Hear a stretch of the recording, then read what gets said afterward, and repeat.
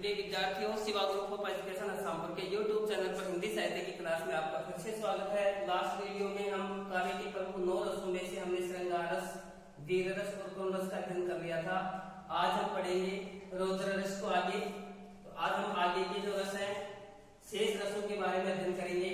तो नेक्स्ट जो रस आता है रौद्र रस आता है और रौद्र रस का स्थायी भाव है क्रोध। और रसावयव, रस की सामग्री को हम रसावयव कहते हैं। रस की सामग्री को रस के 4 प्रमुख अंग बताए गए हैं। रस के 4 प्रमुख अंगों में स्थायी भाव, विभाव, अनुभाव और संचारी भाव आते हैं।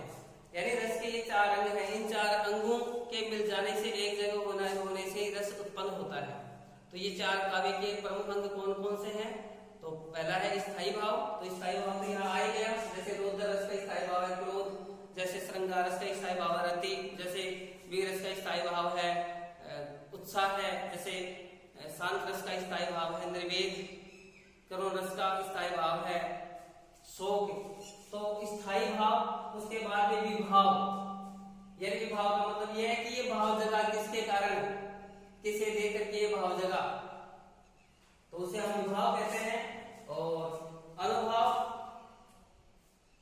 भाव जग जाने के बाद में जो प्रमुख व्यक्ति है उसके द्वारा किए गए क्रियाकलाप अनुभाव कहते हैं। और संचारी भाव, उस व्यक्ति के अंदर आया परिवर्तन, उसे हम संचारी भाव कहते हैं।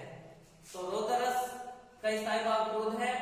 और जिन काव्य रचनाओं में को पढ़ करके, जिन काव्य रचनाओं को पढ़ करके हृदय में क्रोध का भाव जगे, हृदय में क्रोध का भाव जगे, उन काव्य रचनाओं में हम रौद्र रस मानते हैं। और कहा जाता है कि विभाव, अनुभाव, संचारी भाव, विभाव, स्थायी भाव, विभाव, अनुभाव, संचारी भाव, इनके मिलने से ही रस उत्पन्न होता है। तो देखिए रौद्र रस है और इसका स्थायी भाव है क्रोध। तो इसका हम उदाहरण लेते हैं। काव्य एक ऐसी काव्यात्मक रचना लिखते हैं जिसमें रौद्र रस है। तो ये प्रकरण है लक्ष्मण परशुराम समाज का। और जब सीता स्वयंवर में शिव के धनुष को रामचंद्र जी के द्वारा तोड़ दिया जाता है और इस बात का जब परशुराम जी को पता चलता है तो वे आते हैं महासभा में और वे आग बबूले हो जाते हैं, क्रोध करते हैं कि शिव का धनुष तोड़ा किसने है। तो आते ही सबसे पहले परशुराम जी कहते हैं कि सुनो राम जी शिव धनु तोड़ा। क्रोध में आवेश में आकर के कहते हैं सुनो राम जेही शिव धनु तोरा, सुनो राम जेही शिव धनु तोरा, सहस बाहु सो समरिपु मोरा। सहस बाहु सो समरिपु मोरा, रिपु मोरा। सुनो राम जय शिव धनु तोरा, सहस बाहु सो समरिपु मोरा। सो बिल गाय, सो बिल गाय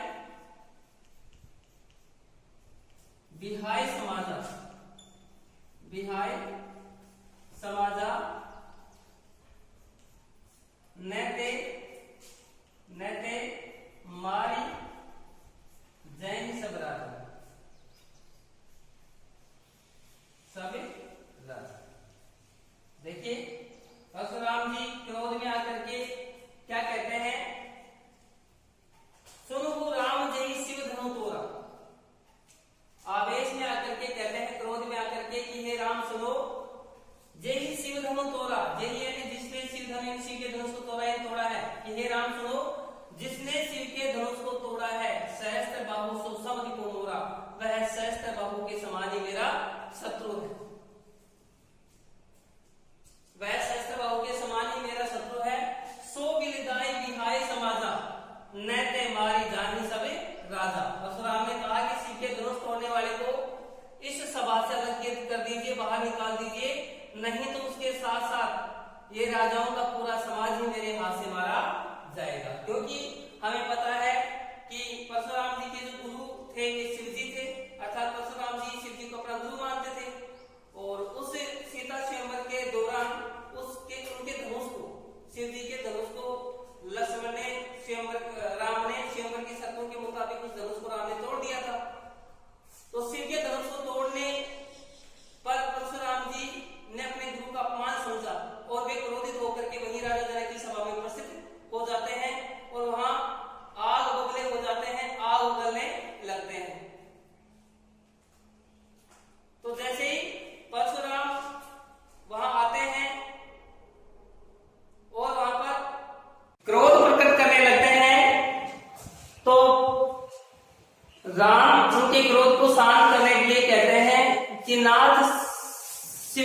नाथ संबुधनि भंजन हारा, नाथ संबुधनु भंजन हारा, कोई क्यों एक दास तुम्हारा।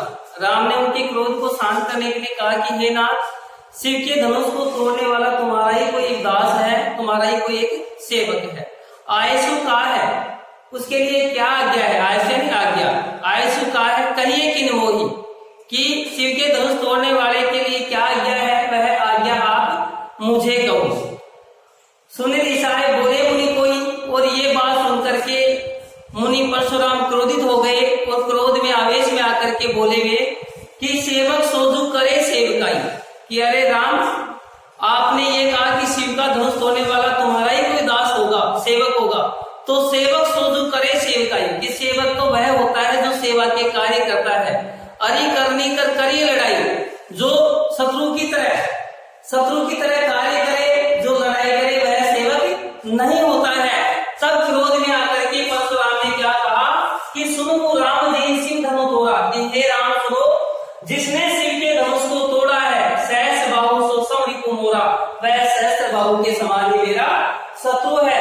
सो बिल गाय बिहाई समाजा, उसे राजाओं के समाज से अलग कर देना चाहिए, या इस सभा से अलग कर देना चाहिए शिव के धनुष तोड़ने वाले को। न कह मारी जाए सब राजा, नहीं तो उसके साथ साथ अन्य सभी राजा मारे जाएंगे। तो यहाँ देखिए ये जो रचना है, इस रचना में क्रोध रस है, और रौद्र रस का स्थायी भाव है। क्रोध अर्थात इस काव्य रचना को पढ़ करके एक क्रोध का भाव उत्पन्न होता है। काव्य रचना को पढ़ने से इसमें क्रोध का भाव छिपा हुआ है, इसको कोई भी पढ़ेगा तो उसमें क्रोध का भाव जगेगा, इसलिए इस काव्य रचना में रौद्र रस माना जाए। तो जिन काव्य रचनाओं को पढ़ने से क्रोध का भाव जगे, आप देखिए रौद्र रस के कौन कौन से स्थायी भाव हमने पढ़ लिया, किसका क्रोध है, फिर विभाव क्या है इसका, छल, देशद्रोह, अपराध, यानी कोई छल का व्यवहार करे या देशद्रोह का व्यवहार करे या कोई अपराध करे, तब ये स्थायी भाव हृदय में उत्पन्न होता है। अनुभव क्या है कि उसके कटु वचन आंखें दिखाना, ये उसके अनुभव है। और संचारी भाव क्या है कि आंखें लाल होना, दांत पीसना, स्वेद पसीना आना, कंपन, क्योंकि क्रोध में आवेश में शरीर में कंपन भी होता है। तो रौद्र रस के ये चार प्रमुख अंग है। स्थायी भाव क्रोध है, इसमें विभाव, छल, देश और अपराध, अनुभव उसके कटु वचन और आंखें दिखाना, और संचारी भाव आंख लाल होना, दांत पीसना, स्वेद और कंपन होना। तो इस प्रकार से ये रौद्र रस होता है। अब इसके आगे हम पढ़ रहे हैं शांत रस।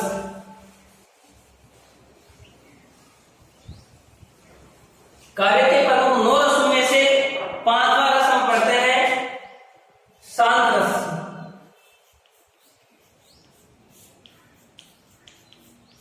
और शांत रस का स्थायी भाव है निर्वेद।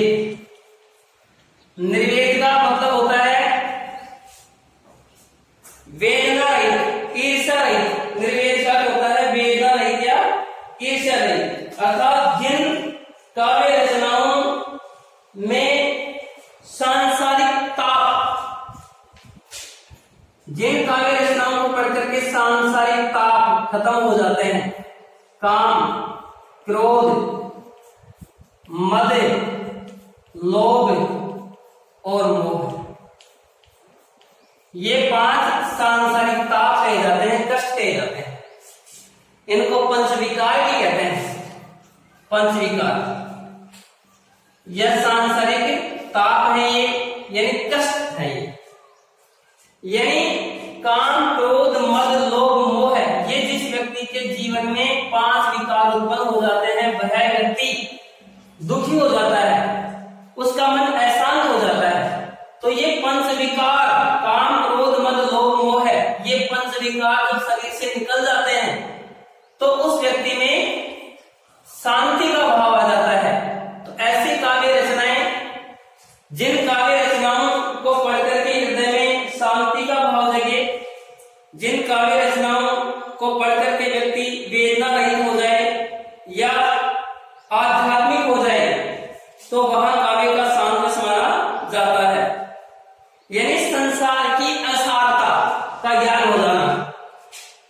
संसार की असारता, असारता का मतलब क्या है,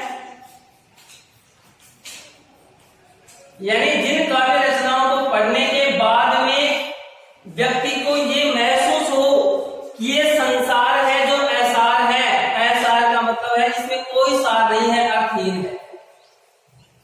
तो जो व्यक्ति सांसारिक मोह, माया, काम, क्रोध, मद, लोभ इन चीजों से, पंच विकारों से दूर हो जाएगा, उसी व्यक्ति के मन में ये भाव जगेगा या उसी व्यक्ति के मन में ये विचार उठेगा कि ये संसार क्या है, असार है। और जो व्यक्ति पांच विकारों से घिरा हुआ रहेगा तो वह व्यक्ति तो इस सांसारिक मोहजाल में फंसा रहेगा, उसको संसार के असारता का ज्ञान नहीं होगा। तो जिन काव्य रचनाओं को पढ़ने से संसार के असारता का ज्ञान हो जाए, व्यक्ति में वैराग्य का भाव लग जाए और काम, क्रोध, मद, लोभ, मोह आदि पंच विकारों से वह व्यक्ति निवृत्त हो जाए, अर्थात ये पंच विकार उस व्यक्ति के हृदय में से निकल जाए, तो ऐसी काव्य रचनाओं में शांत रस या निर्वेद माना जाता है। तो शांत रस का स्थायी भाव है निर्वेद। तो देखिए इसका हम उदाहरण लेते हैं। शांत रस का स्थायी भाव क्या है, निर्वेद, और इसका हम उदाहरण लेते हैं।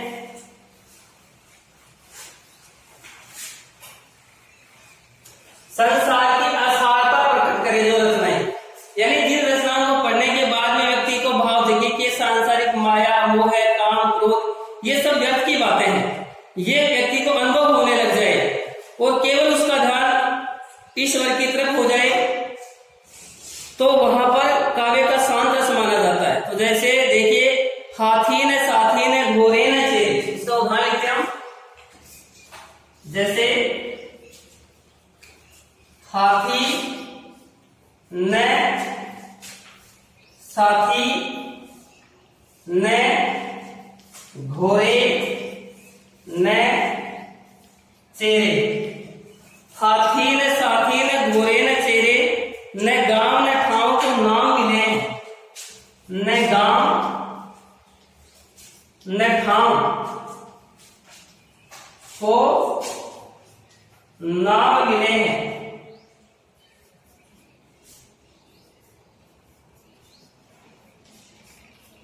हाथी ने साथी ने घोड़े ने चेरे, ने गांव ने ठाव को नाम मिले हैं। तात ने मातन, तात ने मात, न पुत्र ने, तात ने मात ने, पितृ ने, पुत्र ने, वित्तन अंग के संग जेरे हैं। वित्तन अंग के संग जेरे हैं।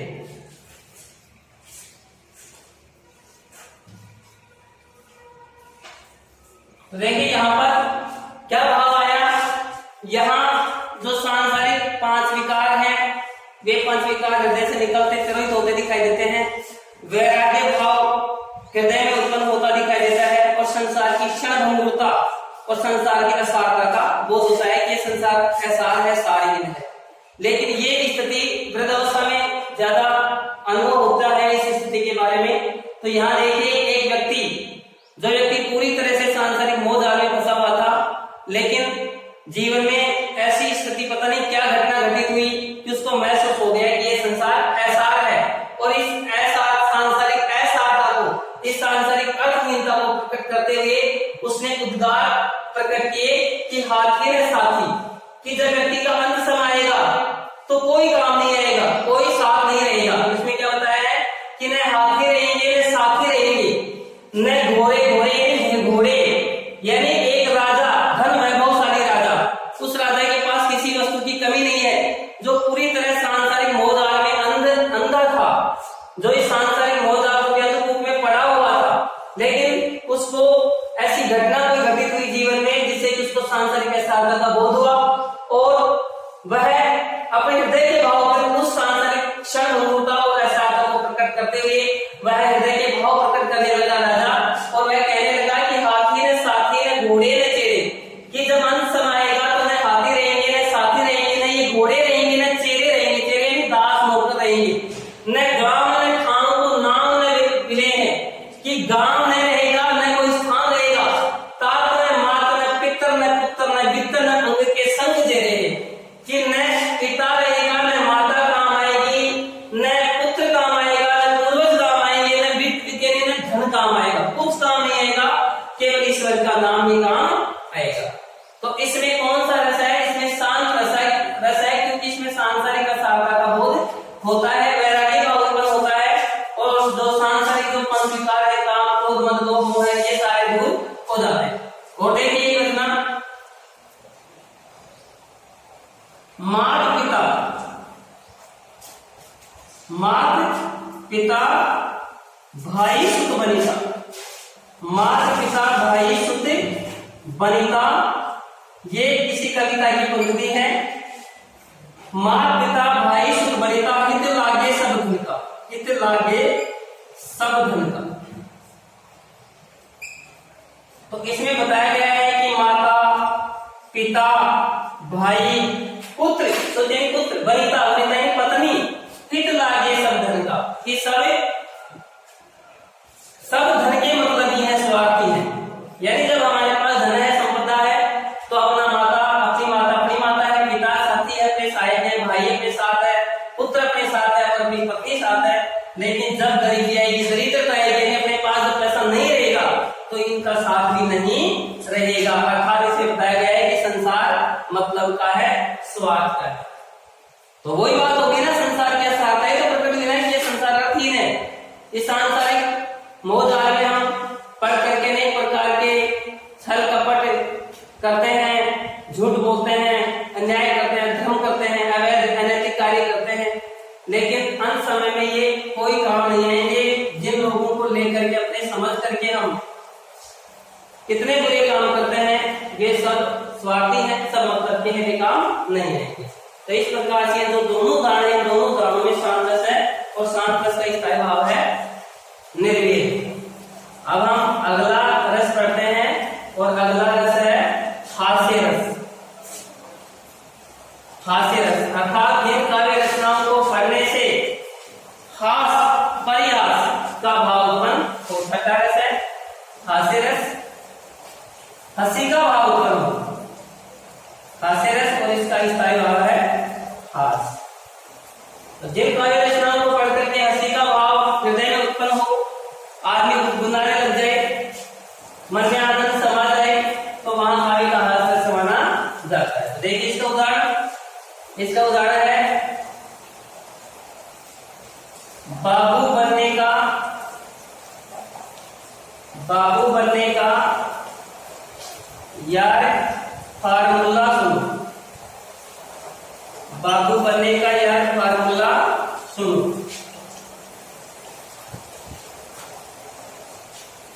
कीजिए इकन्नी खर्च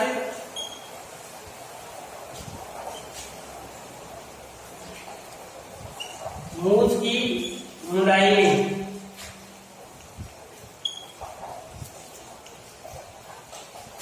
लीजिए सेकेंड हैंड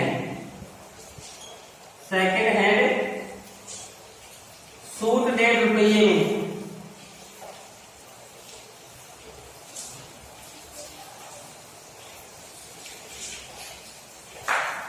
बूदड़ी बाजार का हो बूट भी अधेरी वाला,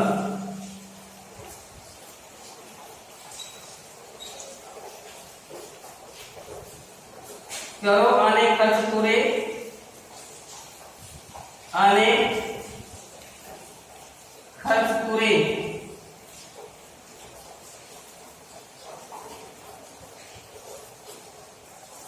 तीन ने टाइम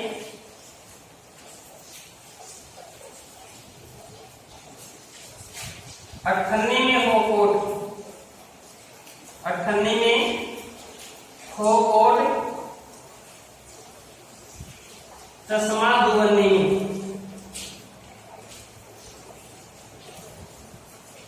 में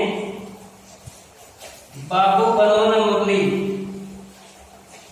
बनो ने मुरली, मुद्रिका कढ़ाई। तो देखो 2.5 रुपए में यहाँ बाबू बनने का फार्मूला बताया गया है। इसमें हास्य रस है, फार्मूला यानी तरीका, कि 2.5 रुपए में किस प्रकार आदमी बाबू बन सकता है, जेंटलमैन बन सकता है। तो इसके बारे में यहाँ पर उदाहरण दिया है कवि ने कि बाबू बनने का यार फार्मूला सुनो, कि मैं तुम्हें ट्रिक बताता हूँ 2.5 रुपए में कम से कम पैसे में बाबू किस प्रकार बना जाता है। तो क्या बताया है कि ये इकन्नी खर्च मूछ की मुंडाई में, कि इकन्नी खर्च करो और मूछे साफ करवा दो।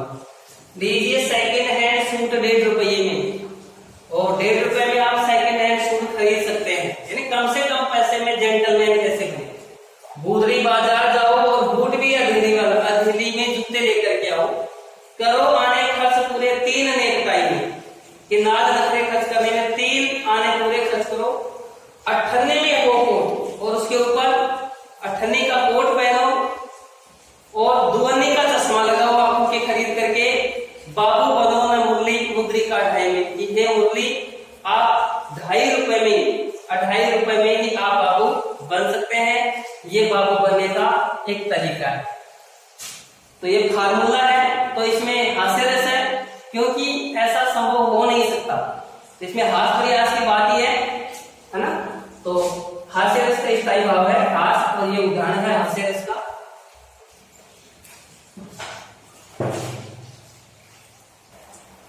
अब हम अगला रस पढ़ते हैं, 7वां नंबर है उसका, और रस का नाम है विभत्स रस।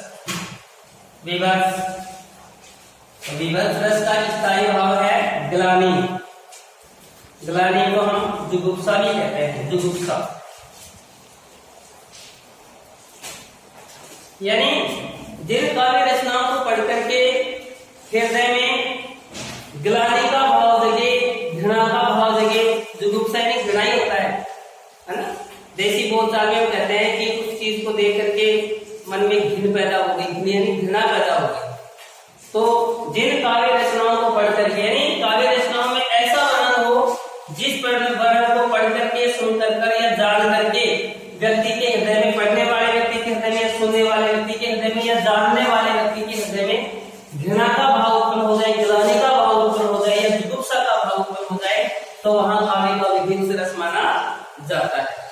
तो इसका उदाहरण देखिए, ये ज्यादातर ऐसे वर्णन होते हैं जैसे रणभूमि के में जो दृश्य होते हैं, जैसे रणभूमि में घायल व्यक्ति पड़ा हुआ है और कौवे हैं, गिद्ध हैं, उस व्यक्ति को नोच रहे हैं, मांस निकाल करके खा रहे हैं, मक्खियां भिन भिना रही है, जगह जगह खून के छींटे पड़े हुए हैं, मांस के टुकड़े जगह जगह पड़े हुए हैं, कुत्ते उन टुकड़ों पर छीना झपटी कर रहे हैं।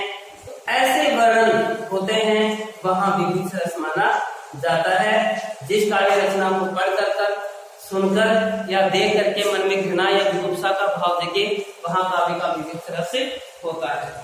तो देखिए इसमें काव्य का विभत्स रस, इसका हम उदाहरण लिखते हैं, ओजरी की झोरी कांधे आतन की शैली बांधे।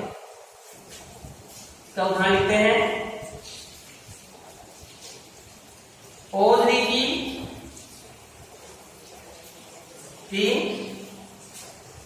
झोरी कांधे आतन की शैली की, ओजरी की झोरी कांधे आतन की शैली बांधे।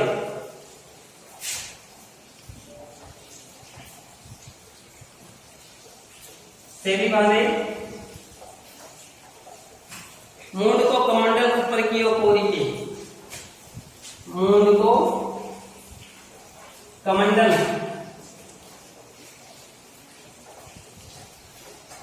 थप्पर की ओर कोरी के,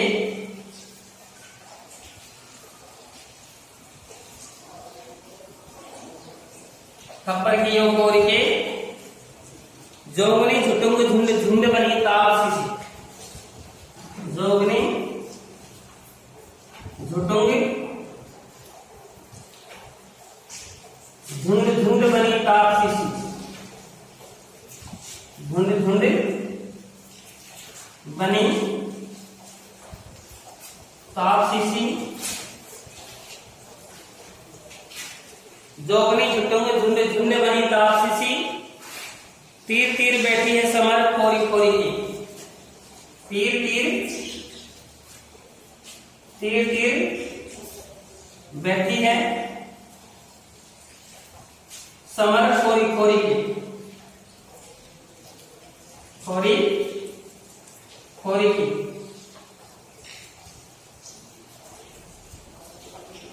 समर खोरी खोरी के, सोनित सो सानी सानी, बूढ़ खाद सेतवा से, सोनित सो सोनित सो सानी सानी, बूढ़ खाद सानी सानी,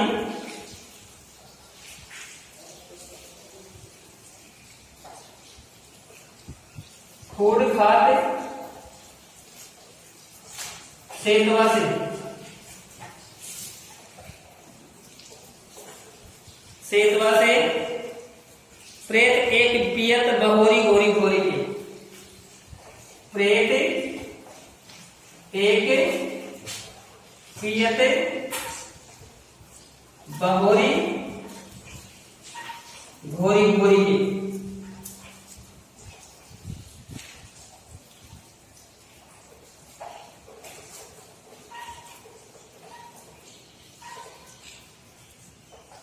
तुलसी तुलसी बेताल, तुलसी बेताल, भूत साथ लिए भूतनाथ, भूत साथ लिए भूतनाथ, भूतनाथ। हेरी हेरी हंसते हैं हाथ जोरी जोरी के, हेरी हेरी हंसते हैं हाथ जोरी जोरी के, हाथ जोरी जोरी के। देखिए इसमें काव्य का विविध रस है।